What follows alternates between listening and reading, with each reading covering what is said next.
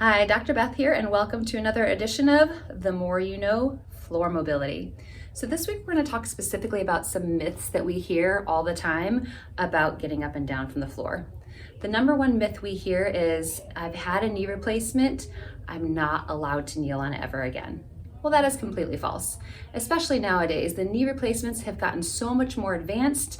They are so much sturdier. They're really well done. And so while we don't initially start having people kneel and crawl and get up and down off of the floor immediately after surgery, we usually wait until that joint has completely healed, about 12 weeks or so. Then it is perfectly appropriate and a good idea to introduce kneeling, crawling, and getting up and down from the floor again. So again, while it might be a little bit painful to start that process, it might be a little bit uncomfortable, you are absolutely not going to damage that joint replacement. And being able to get up and down from the floor is absolutely a skill you should have even after having a knee replaced. And we help people here do that all the time. The second myth we have is will make my arthritis pain worse. So if somebody hasn't yet had that knee replacement and they have really bad bone-on-bone arthritis, they'll say, I'm just making it worse. I'm causing further damage. I'm hurting my knee by doing something that's painful. And that's also not true.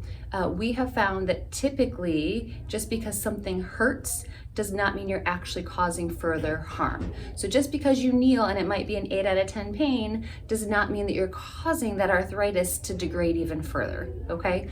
What it means is that your knee is not used to having weight through it. So it's probably a little bit stiff. The muscles around the joint are probably a little bit weak, and your body's not used to accepting pressure like that.